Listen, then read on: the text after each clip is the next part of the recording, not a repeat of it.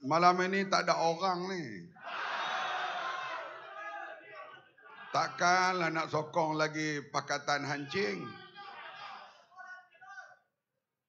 Assalamualaikum warahmatullahi wabarakatuh. Salam sejahtera kepada semua. Datuk Seri Anwar Ibrahim, Datuk Seri Mujahid Rawa, Saudara Lee Kang, Ketua Pemuda Pakatan, semua pimpinan parti-parti dalam Pakatan Harapan, seluruh para hadirin, saudara-saudari yang dihormati sekalian. Memanglah dekat pilihan raya ni kita letih pun buat-buat tak letih. Malam ini saya nak buat aduan kepada Perdana Menteri yang akan mengangkat sumpah pada 20 hari bulan November nanti.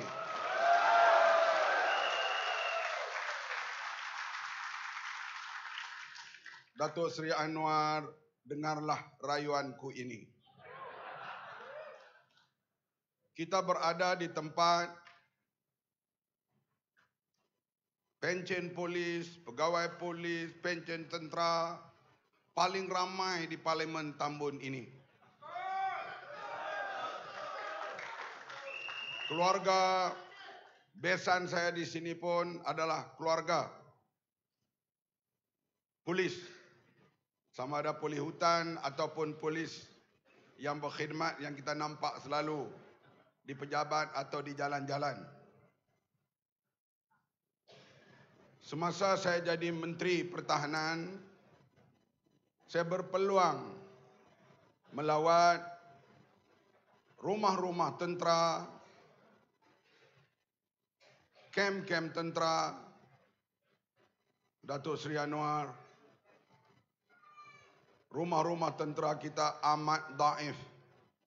Kalau ada anak lelaki dia darjah 6 bergaduh dengan anak lelaki darjah 4, boleh pecah dinding rumah.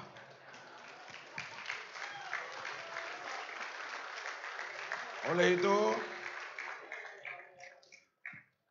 Perdana Menteri, tolong lihat masalah rumah-rumah pasukan keselamatan ini.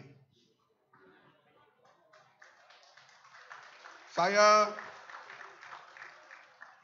kerap ke balai polis. Sekarang ni kurang sikit. Dulu ni lepas ceramah tidur lock up. Lepas ceramah tidur lock up. Bila kita pergi ke balai polis, ada kadang-kalanya polis masih pakai typewriter zaman P. Ramlee. Yang paling dahsyat, kira-kira 2 bulan yang lalu ketika kita buat flash mob tentang kenaikan harga barang, saya dipanggil ke Balai Polis Bukit Aman. Di situ tingkat 2. Itu tempat orang-orang besar. Kalau nak dipanggil oleh polis, itulah tempat orang besar. Aku ni orang besar lah, bekas menteri. Saya pergi tu saya terkejut. Saya berjalan tu, lantainya pecah habis. Saya kata, ini Balai Polis Bukit Aman kah? Balai Polis Seberang Tok Doi? Atau Balai Polis Kuala Nerang? Lepas interview dah sampai berjam-jam semua, saya nak terkencing. Pergilah bilik air. Air tak ada. Ayo. Terpaksa kita usung tu pergi ke bilik air lain. Air tak ada. Itu Polis Bukit Aman. Pasal apa bangunan begitu teruk? Kita tanya awak tak repair. Duit tak ada. Hadirin sekalian, mana pergi duit? Inilah yang kita sebut dalam semua majlis penerangan kita. Negara Malaysia ni kaya. Kaya raya. Tapi kalau bocor, tirih, leakage sampai 60 bilion setahun, ni mentergedarah apa ni?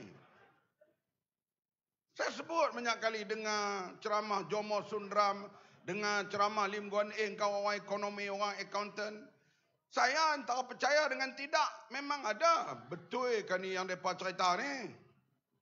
Betul kan leakage, tirih, begitu? Tapi bila kita peluang jadi menteri, kita tubuh jawatan kuasa, siasat, buat jawatan kuasa ni dia ada kuasa. Saya tuduh, ngakoming rasuah. Ngakoming. Saya tuduh kamu rasuah. Saya tuduh kamu makan duit 3 juta. Saya boleh tuduh, saya bukan boleh periksa. Saya pergi rumah dia, kena ketuk pintu. Kalau dia buka, baru saya boleh masuk. Tapi kalau jawatan kuasa ini atau SPRM, kalau tak buka pintu, dia boleh tenang pintu. Mereka boleh siasat, boleh buka fail. Bila buka fail siasat, apa yang dituduh selama ini sikit yang sebenarnya bukan bocor, derelui. Duit negara kita. Inilah hadirin sekalian, kita pergi sekolah dalam kawasan saya atau kawasan lain. Ada bumbung tirih, ada paip pecah, padang bola, tak sedia dengan baik. Kenapa apa ini begitu? Duit tak ada. Nak ada duit macam mana? Setahun lebih 60 bilion hilang. Rakyat akan tetap undi sebab mereka cover dengan slogan Hidup Melayu. Hidup Melayu, naik orang tengkok Hidup Melayu. Tapi kita perlu Melayu terus memerintah. Kerana kita nak curi duit untuk lawan DAP. Betul? Kita curi duit tabung haji untuk lawan DAP. Kita curi duit MARA untuk lawan DAP. Kita curi duit Angkatan Tentera untuk lawan DAP. Semuanya digunakan untuk lawan DAP. Jadi kalau kami Melayu mencuri, janganlah kamu marah. Kami nak guna duit tu lawan DAP. Kamu tahu apa? Kamu duduk di Tambun. Kamu ni pencen-pencen tentera. Makalah dengan elau yang sikit tu. Kami perlu duit nak lawan DAP. Demi Melayu dan Islam.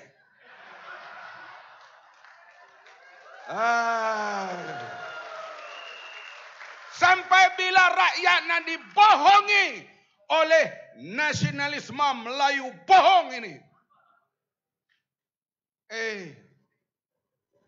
Bila kita buat siasatan dan kita buat pendakwaan, Allah mah terkejut. Projek 1.2 bilion nak buat elektrik untuk sekolah-sekolah orang miskin di Sarawak tu.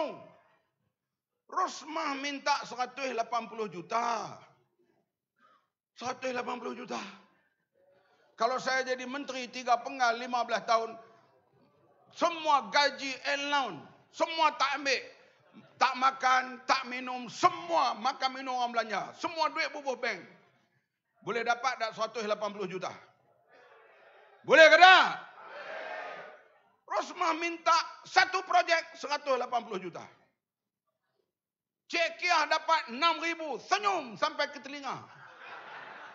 Cik Kiah, Mak Iyam, Tok Timah, Ahling, Mari Mutu. Oh, kerajaan bagi 6,000 kepada rakyat. Tepuk meja dunia, pop melambat-lambat. Cik Rosmah, Cik Kiah dapat 6,000. Cik Rosmah dapat 180 juta. Faham ke tak ni? Ni bekas-bekas tentera, bekas polis yang duduk sini ni, faham ke tak? Duk faham, duk undi, berapa lagi UMNO BN tu?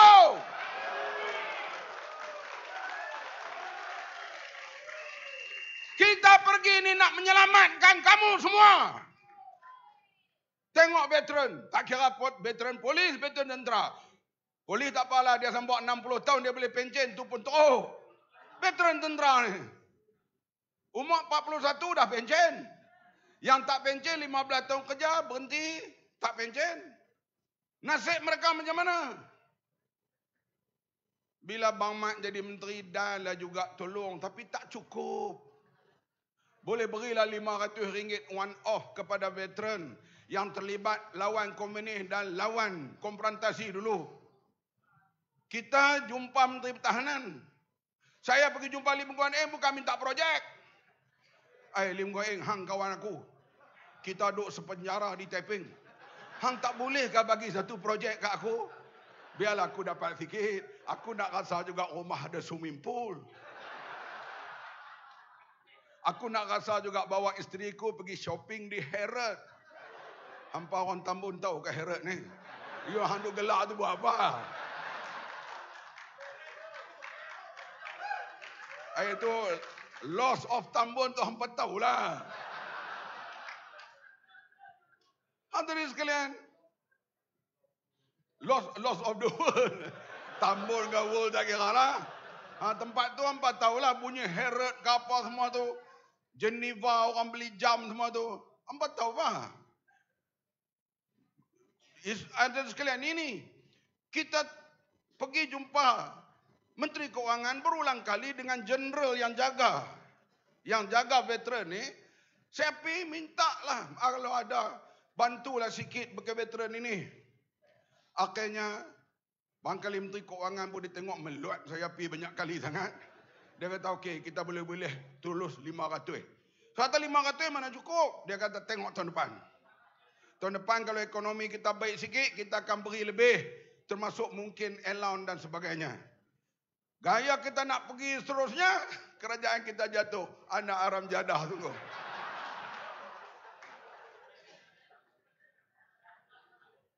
Hadirin sekalian.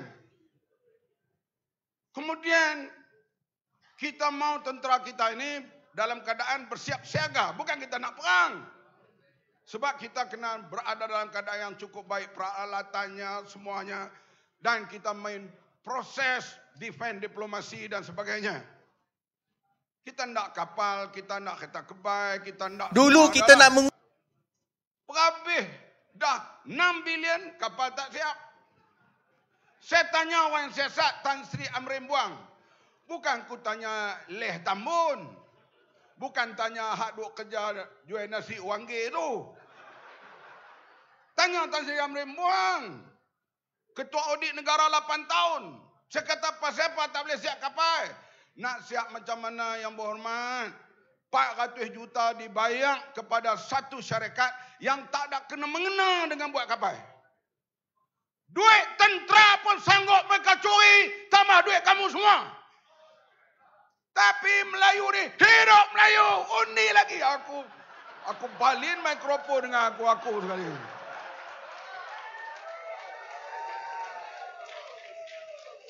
Datuk Seri Anwar, bila jadi Perdana Menteri esok, saya yakin dia selalu bercakap.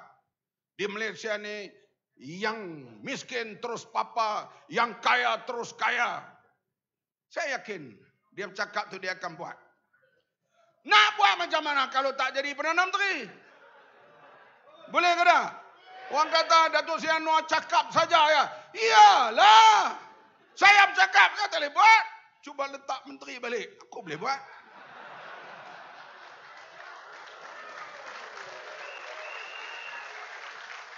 Lah, kita bersyarah lah. Sebab itu tuan-tuan kata, selalu orang sebut, Datuk Seri Anwar Ibrahim ni layak. Dia seorang pemimpin terkenal di peringkat antarabangsa. Di UNESCO, di United Nations, di negara orang Islam, di semua tempat lah forum antarabangsa. Ya, dia terkenal. Ya, dia hebat. Kalau kita menang tak cukup kerusi, duk hebat situ lah dia. Kau duk balik cerah tokun bila pun. Tapi kalau 19 hari bulan November pukul 1 pagi kita Pakatan Harapan telah capai 112 kerusi, maka pukul 10 pagi besok dengan motosikal mai ambil Datuk Seri tang mana dia ada. Di rumah dia Sungai Long kah? Dia duduk di pejabat Jalan Gasing kah? Duduk di pejabat Tropicana kah? Motor mai ambil apa? Untuk pergi angkat sumpah di hadapan Yang di-Pertuan Agong. sebagai Perdana Menteri. Tapi kita kena menanglah di Tambun. Kena menang di Parit. Kena menang Ipoh Timur. Kena menang Ipoh Barat. Kena menang Bukit Gantang. Kena menang di Taiping. Kena menang di Teluk Intan. Kena menang di Larut. Faham ke tak? Ini Anwar sebagai Perdana Menteri. Tengok Parit kalah. Kena menang Parit Buntang. Saya tak sebut Parit Buntang. Parit Buntang ni dah confirm menang.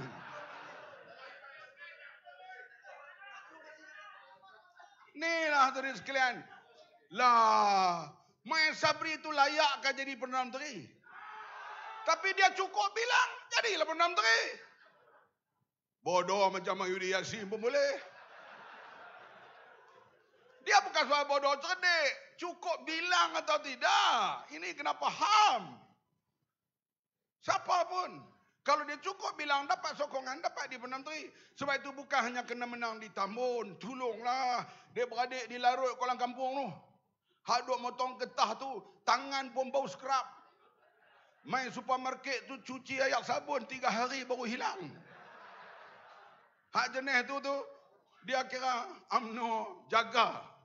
DAP akan tawan Malaysia. Nanti Cina perintah apa nak jadi kita. Barang mahal, harga simen mahal, sayur mahal, ayam mahal, telur ayam mahal. Tak apa, Melayu merintah. Kalau Cina merintah, apa nak jadi? Selalu soalan itu ditanya. Tak apalah, kami baliklah budak UMNO. Menang lagi, jenis Peja ni. Peja ni memang dia suka bercakap soal ayak.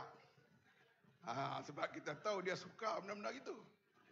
Ayak ni, ayak ayo ni. Jadi hadirin sekalian, baik itulah kita bekerja kuat ya semua ya. Boleh semua bekerja kuat? Boleh memenangkan Pakatan Harapan di Tambun? Memenangkan Pakatan Harapan di seluruh negeri Perak? Boleh? Hanya setakat itu dulu. InsyaAllah Pakatan Harapan akan menang di Putrajaya dan memerintah di Perak insyaAllah. Sekian, terima kasih kepada semua.